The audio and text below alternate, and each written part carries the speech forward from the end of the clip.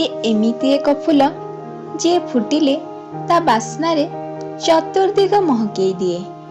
ସିଏ ଏମିତି ଏକ ଜହ୍ନ ଯିଏ ଉଇଁଲେ ଏତେ ତାରକା ପୁଞ୍ଜରେ ବି ବାରି ହେଇଯାଏ। ସିଏ ଏମିତି ଏକ କଇଁ ଯିଏ ହସିଲେ ଧରିତ୍ରୀ ବି ହସି ଉଠେ। ସିଏ ତ ଘରର ଲକ୍ଷ୍ମୀ, ସିଏ ତ ଘରର ରାଜଦୁଲାରୀ। ପ୍ରେମମୟୀ ପ୍ରେମିକା ସିଏ, ମମତାମୟୀ ମା ସିଏ, ସ୍ନେହମୟୀ ଭଉଣୀ ସିଏ। ସିଏ ରୁଷିଲେ ଘର ଶ୍ରୀହୀନ ହୋଇଯାଏ, ସିଏ କାନ୍ଦିଲେ ଘର ସ୍ତବ୍ଧ ହୋଇଯାଏ, ସିଏ ହସିଲେ ଘରର ସୌନ୍ଦର୍ଯ୍ୟ ବଢ଼ିଯାଏ।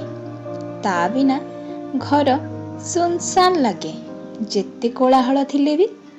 ପିଲାଦିନ କୈଶୋରୀ ସମୟ ବାପ ଘରେ କଟେ, ଯୌବନର ଜୁଇ ଯାଏ ଶାଶୁ ଘରେ କଟେ।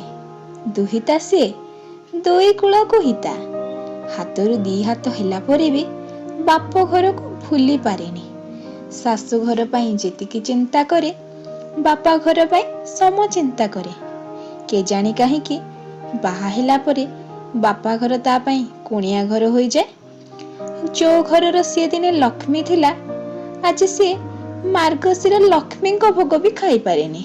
ତଥାପି ବି ସେ ଅଭିମାନ କରିନି। ଭଗବାନ ବୋଧେ ସବୁ ପ୍ରକାରର ସହିବାର ଶକ୍ତି ତା ପାଖରେ ରଖିଛନ୍ତି। ସବୁ ପରେ ବି ଏ ସମାଜ ତାକୁ ବୋଝ ବୋଲି କହେ।